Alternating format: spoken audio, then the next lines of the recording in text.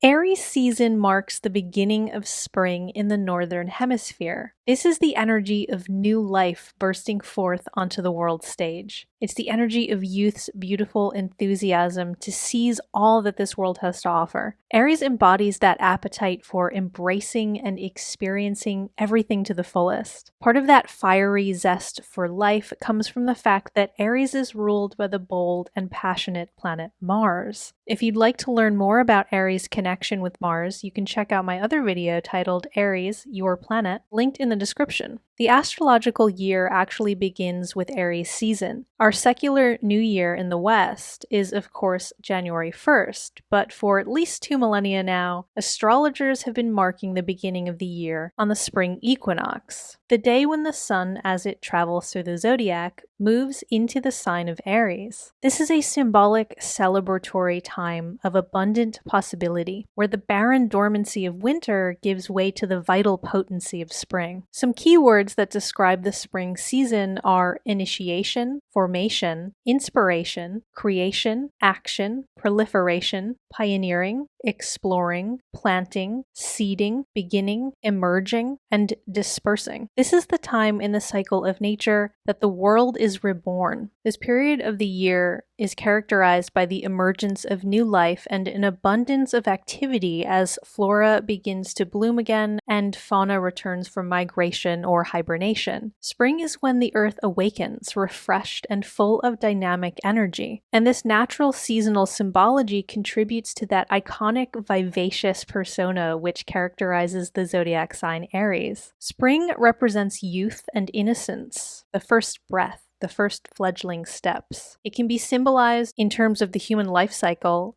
as the earliest stage of life between birth and early childhood. If you think about how babies and young children perceive the world, they're so curious and bold and authentic. They always say exactly what's on their minds. They have this very pure expression of willpower and desire. If they want to do something, they do it. If something interests them, they pursue it without hesitation. They are fearless in the sense that they have no concept of risking failure. Because everything is new, everything is an opportunity to learn and to try and to discover. They're a blank slate, a sponge just absorbing all the experiences they can. For example, there's a theory that one of the reasons it's easier for kids to learn different languages is because they have no fear of getting it wrong. Once people reach adulthood, they develop a sense of shame about not already knowing everything or looking silly as they learn and make mistakes. Aries exists in a state unburdened by that shame of not knowing because they have enough confidence to try anything and to trust that they will figure it out as they go along. This sign has a very beautiful innocence to them, where they carry that sense of childlike wonder with them all their lives. They see the world as a magical place full of endless potential, just waiting for them to explore and make their mark upon. Thank you so much for listening, Aries. Leave a like if you enjoyed this, comment if you have any questions, share this with your friends or other Aries in your life, and please subscribe.